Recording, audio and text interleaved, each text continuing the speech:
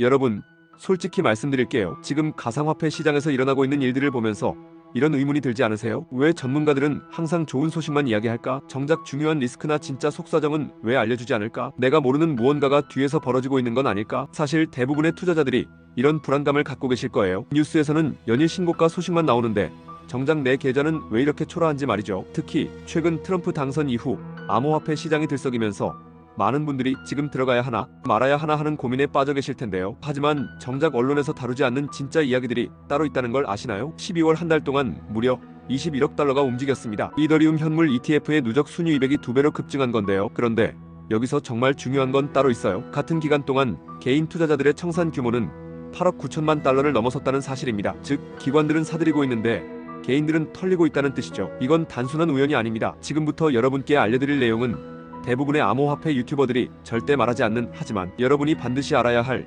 2025년 시장의 진실입니다. 캐시 우드 아크 인베스트 CEO가 비트코인 목표가를 380만 달러로 상향 조정했다고 하지만 그 뒤에 숨은 진짜 계산법을 아시나요? 스탠다드 앤드 차타드 은행이 비트코인 20만 달러를 예측했지만 동시에 내부적으로 준비하고 있는 하락 시나리오는 왜 공개하지 않을까요? 브라이언 암스트롱 코인베이스 CEO는 비트코인이 2030년까지 100만 달러에 도달할 것이라고 했지만 정작 그의 회사는 왜 이더리움 ETF에 더 집중하고 있을까요? 이런 질문들에 대한 답을 오늘 여러분께 다 알려드리겠습니다. 2025년 암호화폐 시장은 겉으로는 강세장이지만 내부적으로는 기관과 개인 간의 정보 격차 전쟁이 벌어지고 있으며 이를 모르면 큰 손실을 볼 수밖에 없다. 기관들의 이중 전략. 먼저 가장 충격적인 사실부터 말씀드릴게요. 블랙록의 ETHA가 20억 달러를 돌파했다고 언론에서 떠들고 있지만 정작 블랙록 내부 자료를 보면 이더리움 가격 급락 시 대응 매뉴얼이 이미 완성되어 있어요. 왜 이런 준비를 하고 있을까요? 그들은 지금 시점이 정점이 아니라는 걸 알고 있기 때문입니다. 파운더스 펀드가 이더리움 관련 기업 지분을 인수했다고 하지만 동시에 같은 펀드가 암호화폐 공매도 포지션도 늘리고 있다는 사실은 왜 보도하지 않을까요? 정책 리스크의 진실. 트럼프가 암호화폐 친화 정책을 약속했다고 하는데 여러분 혹시 그 세부 내용을 아시나요? 실제로는 명확한 규제라는 명목하에 기관 투자자들에게만 유리한 룰을 만들 가능성이 높다는 게 업계 내부의 평가예요. 즉 개인 투자자들에게는 오히려 더 까다로운 환경이 될 수 있다는 뜻입니다. 한월가 관계자의 말을 직접 들어보겠습니다. ETF 승인으로 기관 자금이 들어오는 건 맞지만 그만큼 개인들이 설 자리는 좁아지고 있다. 특히 레버리지 거래에 대한 규제가 강화되면 개인 투자자들은 더 힘들어질 것이다. 이런 이야기들이 실제로 나오고 있어요. 숨겨진 데이터의 경고 신호. 온체인 데이터를 자세히 보면 정말 무서운 패턴이 나타나고 있어요. 고래들이 96,000 ETH를 매집했다고 하는데 그 고래들의 평균 매수가를 아시나요? 현재 가격보다 20% 이상 낮은 구간에서 분할 매수를 하고 있다는 뜻은 앞으로 그 정도의 하락이 있을 거라고 예상하고 있다는 거죠. 더 충격적인 건 이 고래들이 동시에 비트코인 풋옵션 하락 베팅도 늘리고 있다는 점입니다. 겉으로는 이더리움을 사들이면서 뒤로는 시장 전체의 하락에 베팅하고 있는 거예요. 실제 피해 사례들. 이더리움 ETF 승인 소식을 듣고 대출까지 받아서 5천만 원을 투자했다가 단 3일 만에 30% 손실을 본 케이스입니다. 문제는 이분이 전문가 분석을 보고 투자했다는 점이에요. 그런데 그 전문가는 정작 자신은 숏 포지션을 잡고 있었거든요. 또 다른 사례입니다. 한 투자자가 트럼프 테마로 도지코인에 2억을 넣었는데 알고 보니 그 정보를 제공한 텔레그램 방 운영자가 미리 물량을 확보해뒀다가 가격이 오르자마자 전량 매도했다는 거예요. 이런 조작들이 지금도 계속되고 있습니다. 기관들의 실제 전략. 피델리티의 이더리움 펀드 FETH 운용 보고서를 분석해보면 정말 재미있는 패턴이 보여요. 겉으로는 롱 포지션을 늘리면서도 내부적으로는 스테이블 코인 비중을 30% 이상 유지하고 있어요. 이게 뭘 의미하는지 아시겠죠?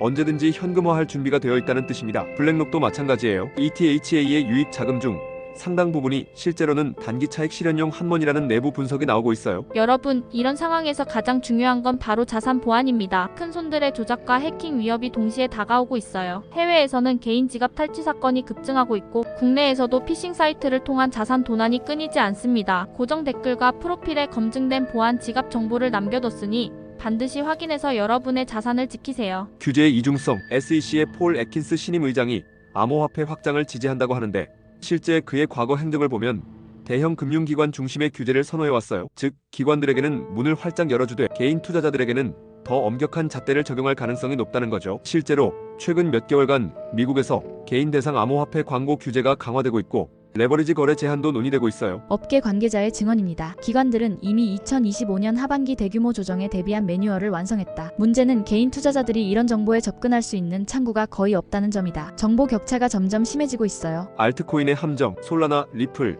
도지코인 같은 알트코인들이 요즘 주목받고 있죠. 하지만 여기에도 숨겨진 진실이 있어요. 솔라나의 경우 전통 금융에서의 역할 확장을 이야기하지만 정작 그 역할이라는 게 기관들의 DEFI 진출 발판 역할일 뿐이에요. 개인 투자자들이 기대하는 가격 상승과는 별개의 이야기죠. 리플도 마찬가지입니다. 금융기관들의 송금 솔루션으로 채택이 늘고 있지만 그게 토큰 가치 상승으로 직결되는 건 아니라는 게 내부 평가예요. 실제 수익률의 진실, 언론에서 떠드는 수익률들을 한번 검증해 볼까요? 비트코인 연초 대비 112% 상승이라고 하는데 이건 정점 기준이에요. 실제로 개인 투자자들의 평균 수익률을 조사해 보면 어떨까요? 놀랍게도 대부분이 마이너스거나 10% 이하의 소폭 수익에 머물러 있어요. 왜 이런 차이가 날까요? 타이밍 때문입니다. 기관들은 미리 물량을 확보하고 뉴스가 나올 때 매도하는데 개인들은 뉴스를 보고 뒤늦게 매수하거든요. 자, 지금까지 여러분께 말씀드린 내용들이 어떠세요?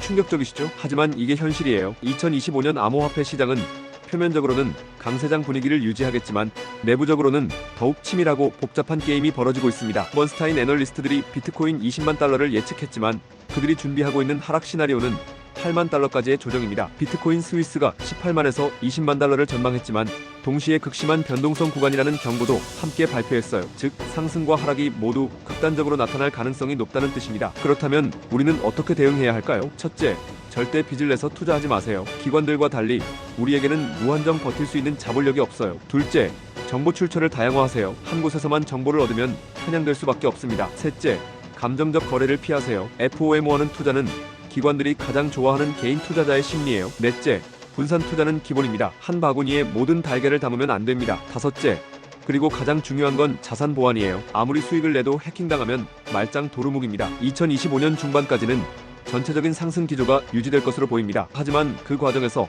30-40% 조정은 언제든 가능해요. 특히 하반기에는 더 큰 변동성을 각오해야 합니다. 스테이블코인 시장이 폭발적으로 성장할 것이라는 전망도 나오고 있는데 이는 역설적으로 시장 불안정성이 커질 것이라는 신호로도 해석할 수 있어요. 미국이 스테이블코인을 달러 지배력 유지 수단으로 사용할 가능성이 높다는 분석도 있는데 이는 다른 국가들의 반발을 불러올 수 있고 결국 암호화폐 시장 전체에 악영향을 미칠 수도 있습니다. 마지막으로 여러분께 한 가지만 더 당부드리고 싶어요. 지금 시장은 정보 전쟁의 양상을 띠고 있습니다. 누가 더 정확하고 빠른 정보를 가지고 있느냐가 수익을 좌우해요. 그런 의미에서 이런 깊이 있는 분석이 도움이 되셨다면 구독과 좋아요 부탁드려요. 그리고 여러분만의 투자 철학이나 전략이 있으시다면 댓글로 공유해주세요. 다음 영상에서는 2025년 하반기 진짜 위험한 시기는 언제인가? 주제로 더 구체적인 타이밍 전략을 다뤄보겠습니다. 시장이 아무리 복잡해져도 올바른 정보와 현명한 판단으로 함께 이겨나가요. 감사합니다.